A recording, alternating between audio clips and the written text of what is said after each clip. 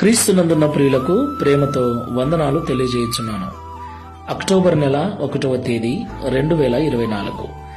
ఈరోజు దేవుడు మనకు చేస్తున్న వాగ్దానం ఏమిటనగా యెషయా గ్రంథము 54వ అధ్యాయము 8వ వచనం. నిత్యమైన కృపతో నీకు వాత్సల్యము చూపుదును. ఆమేన్.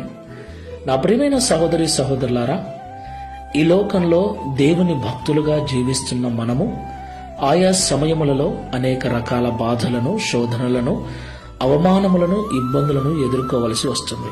ప్రియులారా, మనకు తెలుసు కష్టపడకుండా ఏది రాదు అని. ఎంత కష్టపడితే అంత సుఖపడతామని. అవును కదా? వాన పడాలి అంటే ఉరుములు మెరుపులు రావాలి.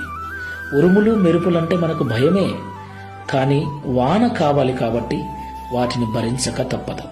అలాగే దేవుని ఆశీర్వాదం మనం పొందుకోవాలంటే ఖచ్చితంగా శ్రమ అనుభవం గుండా మనం వెళ్లాల్సిందే. శ్రమ అనుభవం లేకుండా ఏ విశ్వాసికి, ఏ భక్తునికి దేవుని ఆశీర్వాదం పొందుకునే అర్హత, అధికారం లేదు. అయితే ఈ బాధలు, ఈ శ్రమ అనుభవము ఎంతవరకు ఉంటుంది?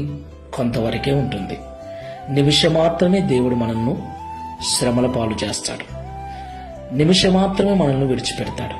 అంటే శాశ్వతమైన ఆశీర్వాదం కోసం కొంత సమస్యను, కొంత శ్రమను, కొన్ని బాధలు మనం అనుభవించక తప్పదు.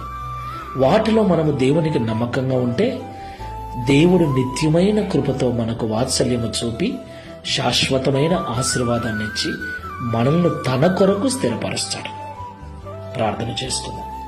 శాశ్వతమైన ప్రేమతో మమ్మల్ని ప్రేమిస్తూ విడువక మాయడలా కృప చూపుతున్న తండ్రి, మీకు స్తోత్రాలు.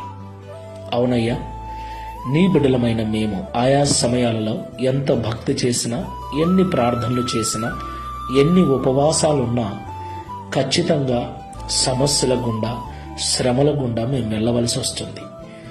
మాలో కొందరు అలాంటి అనుభవంలో ఉండగా నీకు దూరమైన వారు, నిన్ను విడిచిపెట్టిన వారు, నిన్ను గొనిగి సనిగి నీ మీద నిందలు వేసిన వారు లేకపోలేదు.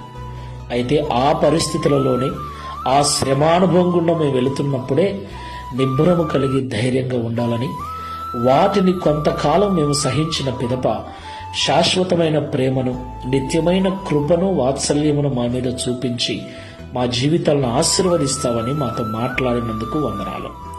ఈ ప్రార్థనలో ఏకీభవిస్తున్న వారిలో ఎవరైనా శ్రమానుభవం గుండా వెళుతూ నీ మీద ఇబ్బందిగా మాట్లాడుతూ ఆశ్చర్యపడుతూ ఉంటే వారు ఈ మాటల ద్వారా తమను తాము స్థిరపరచుకొని, తమను తాము సరిచేసుకొని ఓపికతో నిత్యమైన కృప కొరకు, శాశ్వతమైన ఆశీర్వాదం కొరకు ప్రార్థనాపూర్వకంగా ఎదురుచూచుటకు సహాయం చేయమని, తద్వారా ఈ దిన వాగ్దానమును మా అందరి జీవితంలో నెరవేర్చి మీ నామమును మహిమపరచుకున్నామని, గడిచిన మాసమంతా కాపాడిన మీ కృపను ఈ మాసమంతట్లో కూడా తోడుగా ఉండి నడిపించమని యేసు నామములో ప్రార్థిస్తున్నాము తండ్రి. Amen. Praise the lord. God bless you.